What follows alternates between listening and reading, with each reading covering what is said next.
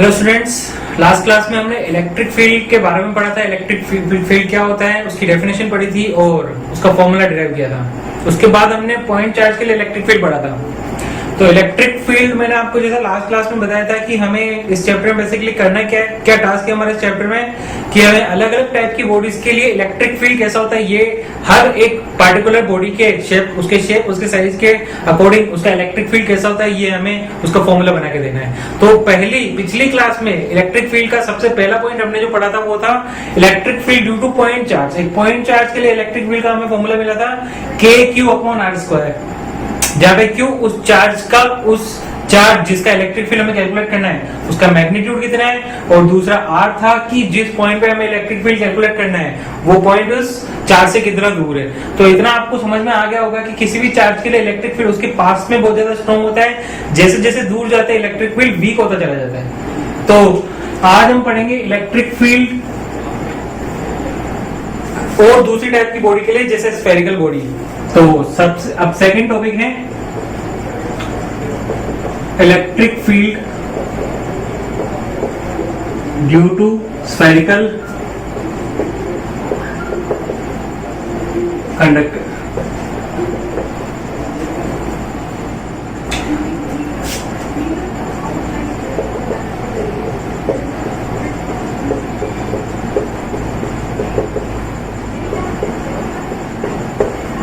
तो देखो, वो जो कंडक्टर है स्फेरिकल शेप का, या तो वो सॉलिड स्फेयर हो सकता है, मतलब अंदर से पूरा भरा हुआ पत्थर का जैसे होता है, मेटल का होता है, या फिर जैसे फुटबॉल होती है शेल हो सकता है, केवल बाहर उसकी लेयर है और अंदर से वो होलो स्फेयर है। तो हम दोनों टाइप के स्फेरिकल कंडक्टर के लिए जो फॉर्मूला बनेगा वो सेम होगा, जो मेथड होगा वो भी सेम होगा, इसीलिए हम दोनों को एक साथ ही पढ़ रहे हैं, सॉलिड स्फेयर या फिर स्फेरिकल शेल। चाहे दोनों के लिए जो फॉर्मूला है वो सेम है, इसलिए हम दोनों को एक साथ पढ़ रहे हैं। दोनों में कोई डिफरेंस नहीं है, डेरिवेशन पूरा का पूरा दोनों के लिए सेम है, चाहे वो सॉलिड स्फेयर हो चाहे फिर वो स्फेरिकल शेल हो, अंदर हवा हो, अंदर कुछ भी नहीं हो, केवल बाहर स्फेयर की जो लेयर है वो उस पर लगी हुई हो। तो जब भी हम किसी स्फेरिकल बॉडी को ले लेते, पहले एक स्फेयर ले लिया हमने जिसकी रेडियस कैपिटल R ले लेते हैं, और इस स्फेयर को जब हम Q चार्ज देते हैं तो सारा का सारा चार्ज, जैसे हम इसको चार्ज देंगे तो सारा का सारा चार्ज रिपेल होके इसकी सरफेस पे पहुंच जाएगा, जैसा हम पिछली क्लासेस में पढ़ चुके हैं। तो इस तरीके से सारा का सारा चार्ज इसकी सरफेस पे आएगा। अब हमें तीन केसेस में इस स्फेरिकल बॉडी के लिए इलेक्ट्रिक फील्ड कैलकुलेट करना है। जब वो इलेक्ट्रिक फील्ड किसी भी चार्ज के लिए होता है और किसी न किसी पॉइंट पे होता है, अगर वो पॉइंट उस चार्ज से ज्यादा दूर है तो इलेक्ट्रिक फील्ड वीक होगा, अगर पास में है तो इलेक्ट्रिक फील्ड स्ट्रॉन्ग होगा, क्योंकि इलेक्ट्रिक फील्ड डिपेंड करता है डिस्टेंस पे। तो यहाँ पे तीन केसेस में हम इलेक्ट्रिक फील्ड का फॉर्मूला बनाएंगे। पहला केस होगा जब हमारा पॉइंट स्फेरिकल बॉडी, चाहे वो सॉलिड स्फेयर हो चाहे स्फेरिकल शेल हो, के बाहर किसी जगह पे हो, दूसरा उसकी सरफेस पे हो, तीसरा उसके अंदर हो, तीनों केस के लिए। तो सबसे पहले पहला केस पढ़ते हैं।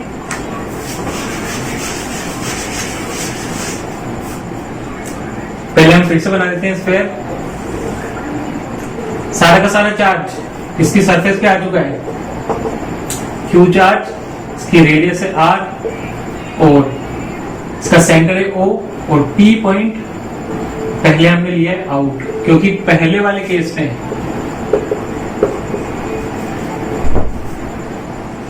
Outside the sphere electric field calculate करना है आउटसाइड द स्फीयर, मतलब P पॉइंट जहां पे हमें इलेक्ट्रिक फील्ड कैलकुलेट करना है वो इस स्फेरिकल बॉडी के बाहर है, और बाहर कितने डिस्टेंस पे इसके सेंटर से स्मॉल r डिस्टेंस हमें दी हुई है कि वो जो पॉइंट है वो स्फेरिकल बॉडी के सेंटर से r डिस्टेंस पे दिया हुआ है, और इस P पॉइंट पे कितना इलेक्ट्रिक फील्ड बनने वाला है ये हमें कैलकुलेट करके बताना है। तो जैसा कि आप जानते हैं चार्ज की प्रॉपर्टी में पढ़ा था कि जब भी कोई कंडक्टर होता है, देखो ध्यान से देखना, हम जो पॉइंट पढ़ रहे हैं वो है स्फेरिकल कंडक्टर के लिए, चाहे वो शेल हो चाहे वो सॉलिड हो, है वो कंडक्टिंग मटेरियल का बना हुआ। तो जब भी किसी कंडक्टर को हम चार्ज देते हैं तो कंडक्टर के अंदर क्या होता है, चार्ज फ्लो कर सकता है, क्योंकि ये चार्ज एक दूसरे को रिपेल करते हैं। तो चार्ज की प्रॉपर्टी है, किसी भी कंडक्टर को जब चार्ज दिया जाता है तो सारा का सारा चार्ज उसकी सरफेस पे आ जाता है और सरफेस पे इक्वली डिस्ट्रीब्यूट हो जाता है, मतलब चारों तरफ इक्वली डिस्ट्रीब्यूट होगा। ऐसा नहीं कि एक जगह तो बहुत सारा चार्ज इकट्ठा हो गया, दूसरी जगह चार्ज ही नहीं है। क्यों? क्योंकि इनके बीच में रिपल्शन हो रहा है। इस चार्ज को ये वाला चार्ज भी रिपेल कर रहा है, इस चार्ज को ये वाला चार्ज भी रिपेल कर रहा है, सारे चार्ज एक दूसरे को रिपेल कर रहे हैं, तो ये एक दूसरे से इक्वल डिस्टेंस पे डिस्ट्रीब्यूट हो जाते हैं। तो मैं ये कह सकता हूँ चार्ज की बहुत इंपॉर्टेंट प्रॉपर्टी है, मैं जो कह रहा हूँ स्टेटमेंट उसको ध्यान से सुनना। जब भी किसी कंडक्टर को चार्ज दिया जाता है तो सारा का सारा चार्ज उसकी सरफेस पे आ जाता है और इक्वली डिस्ट्रीब्यूट हो जाता है। तो यहाँ पे सारा का सारा चार्ज इक्वली डिस्ट्रीब्यूट हो गया है। अब मुझे इस कंडक्टर के बाहर किसी पी पॉइंट पे इलेक्ट्रिक फील्ड कैलकुलेट करना है, तो इसे मैं लिखूंगा ई आउट, मतलब आउटसाइड। कंडक्टर से बाहर किसी पॉइंट पे इलेक्ट्रिक फील्ड कैलकुलेट करना है तो उसे मैंने ई आउट से डिनोट किया है। तो इस पी पॉइंट के लिए देखो मैं क्या कर सकता हूं, क्योंकि इस स्फेरिकल बॉडी पे जितना भी चार्ज है सारा का सारा इक्वली डिस्ट्रीब्यूट है, तो मैं सारे के सारे चार्ज को उसके सेंटर पे कॉन्सेंट्रेट किया हुआ मान सकता हूं। ऐसा केवल तभी कर सकता हूं जब चार्ज इक्वली डिस्ट्रीब्यूटेड हो। और हमें ये प्रॉपर्टी पता है चार्ज की कि जब कंडक्टर को चार्ज देते हैं तो सारा का सारा चार्ज उसकी सरफेस पे इक्वली डिस्ट्रीब्यूट हो जाता है, तो मैं सारे के सारे चार्ज को इसके सेंटर पे कॉन्सेंट्रेट किया हुआ मान सकता हूं। तो हम डेरिवेशन में लिखेंगे कि as we know that when charge is given to a conductor body, whole charge is equally distributed into its surface, therefore all the charge can be assumed to be concentrated at its center। मतलब सारा का सारा charge उसके centre पे concentrate किया हुआ assume कर सकते हैं। तो ऐसे केस में हम ये मान सकते हैं कि चार्ज ऊपर नहीं फैला हुआ है बल्कि सेंटर पे है, और सेंटर पे है तो किसी भी पॉइंट चार्ज के लिए हमने एज्यूम कर लिया, देखो चार्ज तो अभी सरफेस पे ही है लेकिन इक्वली डिस्ट्रीब्यूट किया हुआ है, तो हमने एज्यूम कर लिया कि सारा का सारा चार्ज उसके सेंटर पे कॉन्सेंट्रेट किया हुआ है। जैसे सेंटर ऑफ मास का कंसेप्ट आपने पढ़ा है कि सारा का सारा मास एक पॉइंट पे कॉन्सेंट्रेट किया हुआ मान सकते हैं, तो सारे के सारे चार्ज को हम ओ पॉइंट पे कॉन्सेंट्रेट किया हुआ मान सकते हैं। और ऐसे केस में जो चार्ज होगा वो पॉइंट चार्ज बन जाएगा, और पॉइंट चार्ज के लिए इलेक्ट्रिक फील्ड का फॉर्मूला क्या होता है, के क्यू अपॉन उसकी पी पॉइंट से डिस्टेंस का स्क्वायर। तो फॉर्मूला हो जाएगा k q upon r square, और वेक्टर फॉर्म में चाहिए तो आर के बोर्ड लिखा दो, तो ये हो जाएगा वेक्टर फॉर्म में। केस 2 के बारे में पढ़ लेते हैं। At surface of this sphere, अब पी पॉइंट सपोज करो इसकी सरफेस पे,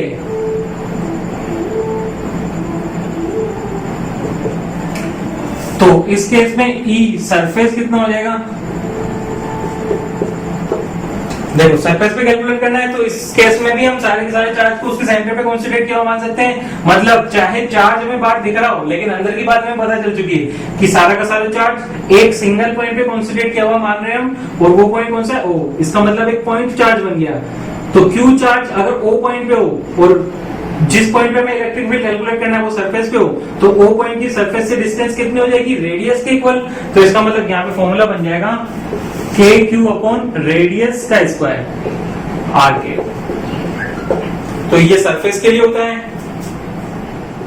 केस नंबर 3 पढ़ लेते हैं।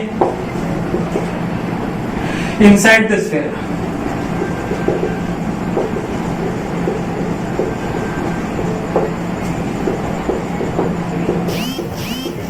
तो देखो जब बात होगी अंदर किसी पॉइंट पे, मान लो ये पॉइंट ले लिया पी इन, तीसरा वाला, तो अंदर तो क्योंकि चार्ज है ही नहीं, किसी भी कंडक्टर को जो चार्ज दिया जाता है वो तो सारा का सारा उसकी सरफेस पे चला जाता है। इसका मतलब अगर अंदर कोई चार्ज है नहीं तो अंदर इलेक्ट्रिक फील्ड भी जीरो होगा।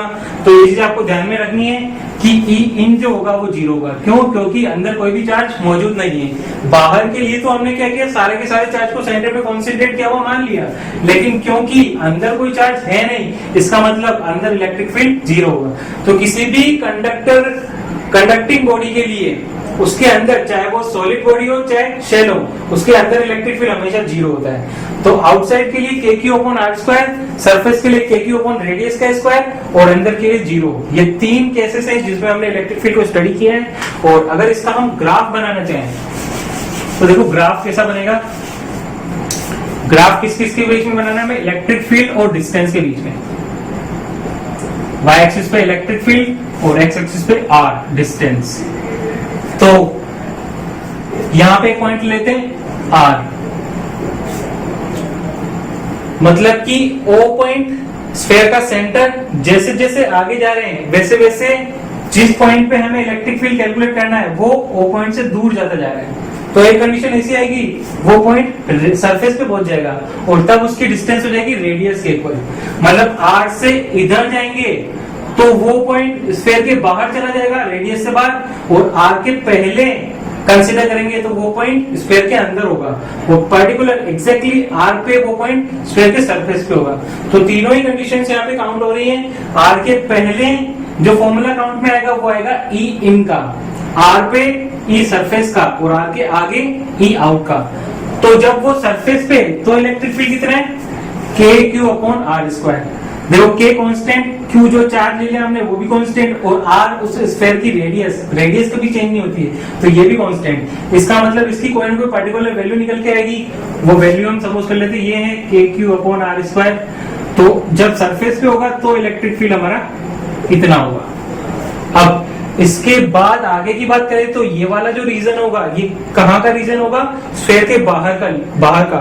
तो इस r से आगे जो ग्राफ बनेगा ना वो इस फॉर्मूला को कंसीडर करते हुए बनेगा, और इस लाइन से पहले जो ग्राफ बनेगा तब वो पॉइंट स्फीयर के अंदर होगा तो इस फॉर्मूला को कंसीडर करते हुए ग्राफ बनेगा।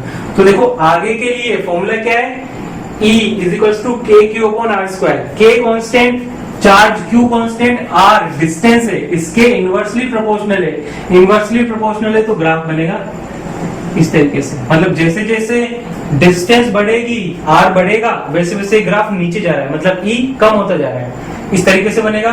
और इससे पहले देखो, इससे पहले e इन जब वो पॉइंट स्फीयर के अंदर है तो इलेक्ट्रिक फील्ड 0 है, तो इसका मतलब ग्राफ बनेगा 0। r पे पहुंच जाएगा यहाँ और r के बाद फिर नीचे जाना शुरू कर देगा। तो ये ग्राफ बनेगा कंडक्टिंग स्फीयर के लिए, चाहे वो सॉलिड हो चाहे वो शेल हो। इसके बाद थर्ड पॉइंट पढ़ना है हमें,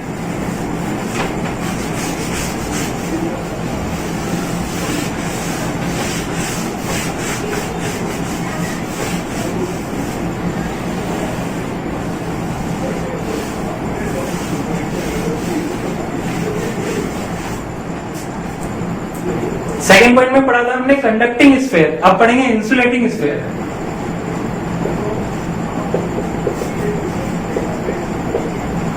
मतलब अब भी फिर से एक स्फेरिकल बॉडी है लेकिन वो इंसुलेटर है। तो ये हमने स्फेरिकल बॉडी बना दी, ये इसका सेंटर, और इसको हमने क्यू चार्ज दिया।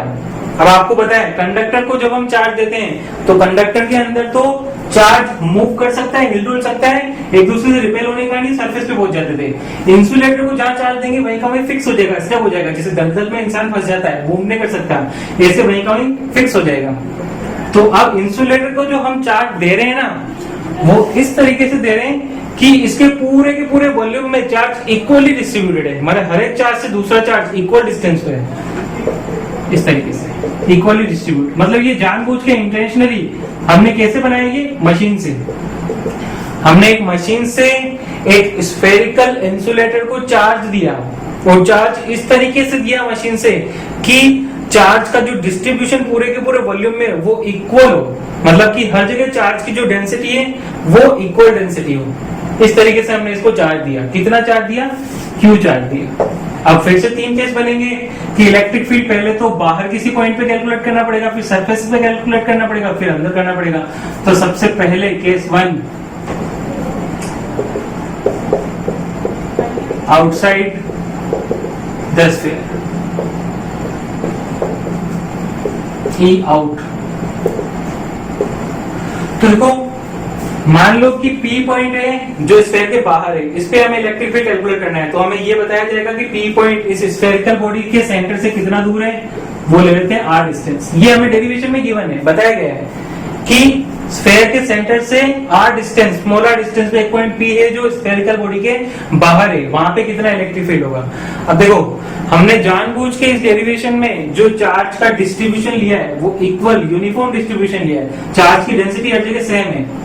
तो ऐसे केस में हम सारे के सारे चार्ज को सेंटर पे कॉन्सेंट्रेट किया मान सकते हैं, क्योंकि चारों तरफ जो चार्ज है वो इक्वली डिस्ट्रीब्यूट किया हुआ है। तो फिर से सारा का सारा चार्ज हमें दिख रहा है कि वो फैला हुआ है चारों तरफ स्फेरिकल बॉडी में, लेकिन वो कॉन्सेंट्रेट किया हुआ मान सकते हैं इसके सेंटर पे।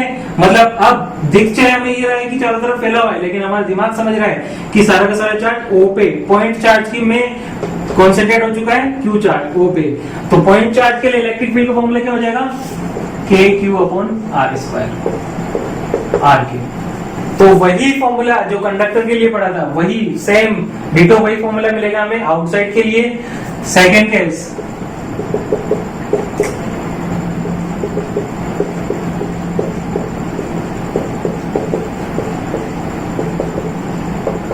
सरफेस पे इंसुलेट, यस फेयर। तो सरफेस पे देखो पी पॉइंट यहां चला जाएगा सरफेस पे, तब भी सारा का सारा चार्ज हम इक्वली डिस्ट्रीब्यूट किया हुआ है, तो हम कॉन्सेंट्रेट किया हुआ मान सकते हैं उसके सेंटर पे। तो फॉर्मूला बन जाएगा ई सरफेस का के क्यू अपॉन रेडियस का स्क्वायर आर के। तो वही फॉर्मूला बनेगा सरफेस के लिए भी, जो हमने कंडक्टर के लिए पढ़ा था वही इंसुलेटर के लिए भी बनेगा। चेंज आएगा अंदर के लिए, ई इन इनसाइड द स्फीयर। जब कंडक्टर बॉडी थी तब अंदर था 0, लेकिन जब इंसुलेटिंग स्फीयर है तो अंदर क्या इलेक्ट्रिक फील्ड बनेगा उसका फॉर्मूला बनाते हैं। उसके लिए थोड़ी कैलकुलेशन करनी पड़ेगी। कंडक्टर के लिए तो हमें 0 मिल गया था। देखो ई आउट और ई सरफेस कंडक्टर के लिए भी और इंसुलेटर के लिए भी दोनों सेम है, और ई इन कंडक्टर के लिए होता है 0 और इंसुलेटर के लिए कितना होता है वो हम पढ़ने जा रहे हैं। तो अब ले लेते हैं हम चार्ज, क्यू चार्ज दिया हुआ है इसको, और पी पॉइंट ले लेते हैं हम यहां पे। तो देखो इससे बनने वाला जो स्फीयर है ये ले लिया हमने, आर डिस्टेंस इसकी रेडियस है कैपिटल आर के इक्वल, और हमने जो पॉइंट जिस पे हमें इलेक्ट्रिक फील्ड कैलकुलेट करना है, हमें इस डेरिवेशन में केस नंबर 3 में यही पढ़ना है कि जब हमें स्फीयर के अंदर किसी पॉइंट पी पे इलेक्ट्रिक फील्ड कैलकुलेट करना हो, तो पी पॉइंट अब हमने क्या किया, स्फीयर के अंदर ले लिया है। कहां लिया है, इसके सेंटर से स्मॉल आर डिस्टेंस पे। तो case number 3, inside the sphere. तो देखो अब होगा क्या, पी पॉइंट पे इलेक्ट्रिक फील्ड तो बनेगा, लेकिन केवल और केवल इसके अंदर जो छोटा स्फीयर है ना, केवल वो ही बना पाएगा। इसके बाहर जो स्फीयर है वो नहीं बना पाएगा। उसका रीजन क्या है, देखो चार्ज तो हर जगह फैला हुआ है, अंदर भी है बाहर भी है और इक्वली डिस्ट्रीब्यूटेड है। अब देखो होता क्या है, ये पी पॉइंट है, इसके 2 पोर्शन कर दिए हमने, यहां पे भी कुछ चार्ज है, यहां पे भी है और यहां पे भी है, 3 पोर्शन कर दिए। एक ये वाला फर्स्ट, एक ये वाला सेकंड और एक थर्ड अंदर वाला। अब देखो अंदर वाले को बाद में कंसीडर करते हैं, पहले फर्स्ट और सेकंड की बात कर लेते हैं। तो पी पॉइंट पे देखो ये जो पोर्शन है ना, ये जो चार्ज है ये भी इलेक्ट्रिक फील्ड बना रहा है, क्योंकि कोई भी चार्ज अपने चारों तरफ इलेक्ट्रिक फील्ड बनाता है। अगर ज्यादा दूर है तो कम बनाएगा, पास है तो ज्यादा बनाएगा, क्योंकि इलेक्ट्रिक फील्ड किस पे डिपेंड करता है, डिस्टेंस पे। किसी भी चार्ज के पास में इलेक्ट्रिक फील्ड स्ट्रॉन्ग होता है, दूर जाएंगे तो इलेक्ट्रिक फील्ड वीक हो जाता है। तो इस तरीके से देखो ये वाला पोर्शन भी इलेक्ट्रिक फील्ड बनाएगा और ये वाला जो पोर्शन है ये भी इलेक्ट्रिक फील्ड बनाएगा।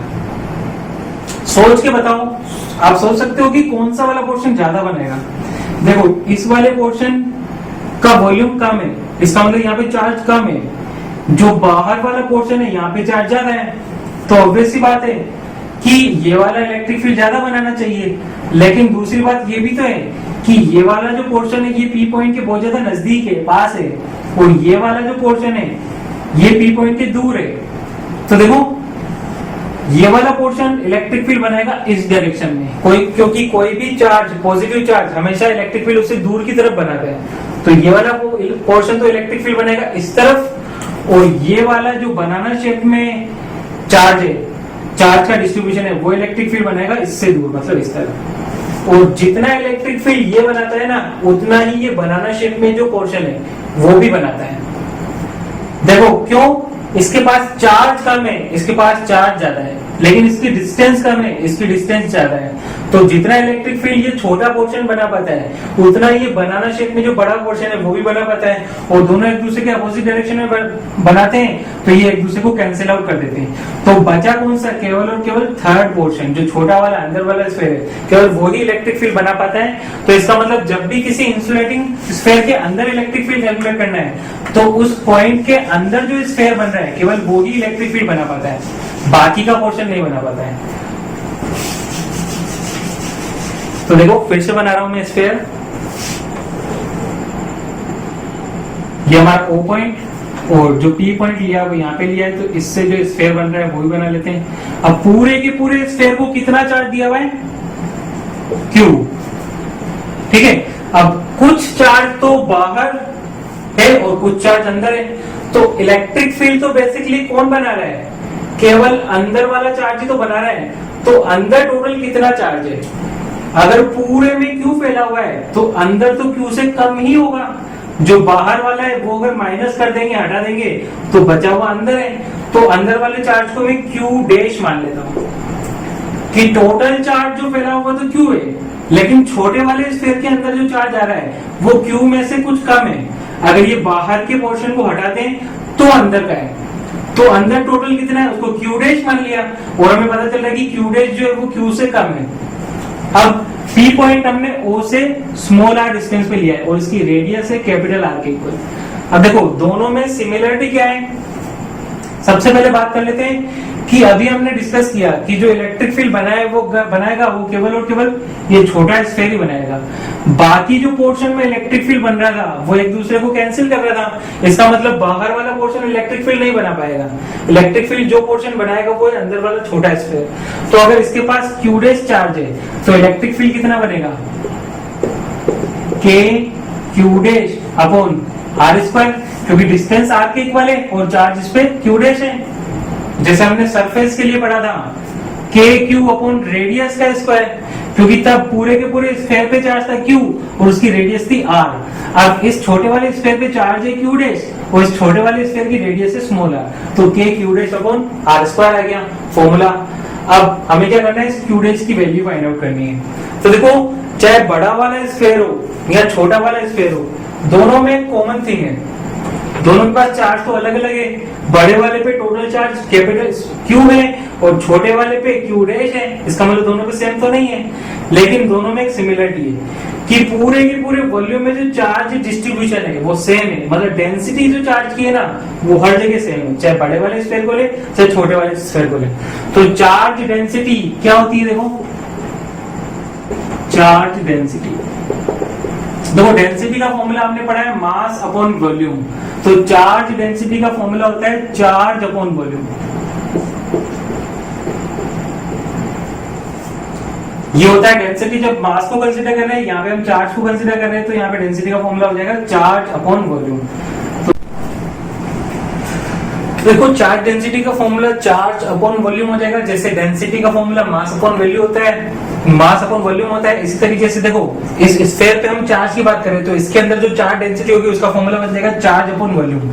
अब क्योंकि हम ये चीज जानते हैं कि चार्ज पूरे के पूरे स्फीयर में इक्वली डिस्ट्रीब्यूटेड है, तो जो डेंसिटी बड़े वाले स्फीयर की है वही डेंसिटी छोटे वाले स्फीयर की है। तो सबसे पहले हम डेंसिटी का फॉर्मूला अप्लाई करेंगे बड़े वाले स्फीयर के लिए। तो देखो बड़े वाले स्फीयर के लिए अगर चार्ज डेंसिटी का फॉर्मूला अप्लाई करें तो बड़े वाले स्फीयर के लिए चार्ज कितने हैं, Q, और बड़े वाले स्फीयर का वॉल्यूम क्या हो जाएगा, एक स्फेरिकल शेप की बॉडी के लिए वॉल्यूम का फॉर्मूला होता है 4/3 पाई इनटू रेडियस का क्यूब। बड़ा वाला स्फीयर है उसकी रेडियस कैपिटल R है, इसलिए हमने कैपिटल R पुट कर दी। अब यही डेंसिटी छोटे वाले स्फीयर की भी है, तो छोटे वाले स्फीयर के लिए अगर मैं डेंसिटी का फॉर्मूला अप्लाई करूं तो क्या हो जाएगा, चार्ज अपॉन वॉल्यूम। छोटे वाले स्फीयर पे चार्ज है Q डैश और उसका वॉल्यूम है 4/3 पाई। छोटे वाले स्फीयर की रेडियस है स्मॉल r, तो स्मॉल r का क्यूब। अब क्योंकि दोनों की डेंसिटी सेम है तो देखो इन दोनों के कंपैरिजन से हमें Q डैश की वैल्यू मिल सकती है।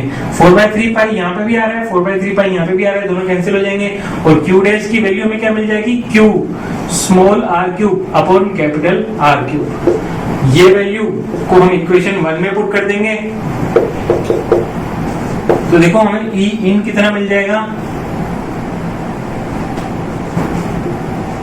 E इन हो जाएगा K अपॉन आर स्क्वायर और क्यू डैश की वैल्यू हम यहाँ से पुट कर देते हैं q r cube upon capital R cube. R की पावर 2 यहाँ से कैंसिल हो जाएगी, तो हमें जो फॉर्मूला मिलेगा वो हो जाएगा k q small r upon capital R cube. तो ये ई इन का हमें फॉर्मूला मिल गया k q small r upon capital R cube. जो कंडक्टिंग स्फीयर था उसके लिए ई इन की वैल्यू 0 आती थी। ई सरफेस और ई आउट चाहे कंडक्टर हो चाहे इंसुलेटर हो दोनों के लिए सेम होता है। ई इन कंडक्टर के लिए 0 और इंसुलेटर के लिए अभी हमने फॉर्मूला डिराइव किया के Q R upon capital R cube. तो ये हमारा डेरिवेशन कंप्लीट है। अब आखिरी पॉइंट है, यहाँ पे हमें ग्राफ ड्रॉ करना है। जिस तरीके से हमने कंडक्टिंग स्फीयर के लिए इलेक्ट्रिक फील्ड और डिस्टेंस के बीच में ग्राफ बनाया था, उसी तरीके से हमें इंसुलेटिंग स्फीयर के लिए भी इलेक्ट्रिक फील्ड और डिस्टेंस के बीच में ग्राफ बनाना है। तो y एक्सिस पे ले लेंगे इलेक्ट्रिक फील्ड और x एक्सिस पे ले लेंगे r डिस्टेंस। तो जब O पे हैं तब हमारा जो पॉइंट होगा वो सेंटर पे होगा। जैसे O से आगे बढ़ते जाएंगे डिस्टेंस बढ़ती जाएगी और हमारा जो पॉइंट है वो O से दूर होता चला जाएगा। एक सिचुएशन ऐसी आएगी जब हमारा P पॉइंट सरफेस पे पहुंच जाएगा स्फीयर के। जब वो सरफेस पे पहुंच जाएगा तो उसकी सेंटर से डिस्टेंस रेडियस के इक्वल हो जाएगी, तो वो पॉइंट ले लेते हैं R। और जब रेडियस के इक्वल हो जाएगी तो इलेक्ट्रिक फील्ड का फॉर्मूला E सरफेस हमने पढ़ा हुआ है, कितना है वो के क्यू अपॉन कैपिटल आर का स्क्वायर। तो सरफेस पे जो इलेक्ट्रिक फील्ड है वो है k q upon r square. अब इससे आगे वाले पोर्शन की बात हम करेंगे तो डिस्टेंस रेडियस से ज्यादा होगी, इसका मतलब हमारा जो पॉइंट होगा वो स्फीयर के बाहर चला जाएगा। और इससे पहले वाले पोर्शन की बात करेंगे तो हमारा जो पॉइंट होगा वो सरफेस के अंदर होगा। तो यहाँ पे जो फॉर्मूला हमें कंसीडर करना है वो हो जाएगा ई आउट का, ये वाला रीजन ई आउट का होगा। इससे पहले वाला जो रीजन होगा वो ई इन का हो जाएगा। और एग्जैक्टली आर पे जो वैल्यू होगी वो हो जाएगी ई सरफेस की। तो देखो, अगर मुझे इस पोर्शन के आगे का ग्राफ बनाना है तो मुझे ई आउट का फॉर्मूला अप्लाई करना पड़ेगा। ई आउट का फॉर्मूला हमने क्या पढ़ा है? ई आउट का फॉर्मूला हमने पढ़ा है k q upon small r square, k constant q constant.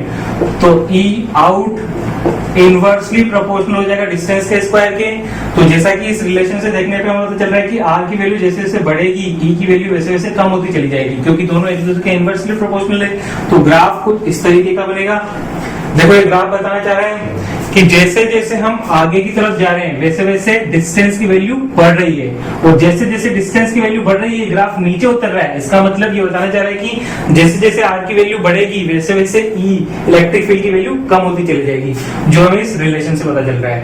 और अब अगर मुझे सरफेस से पहले ई इन के लिए, इस वाले रीजन के लिए ग्राफ बनाना है तो मुझे कौन सा वाला फॉर्मूला कंसीडर करना पड़ेगा? ई इन का।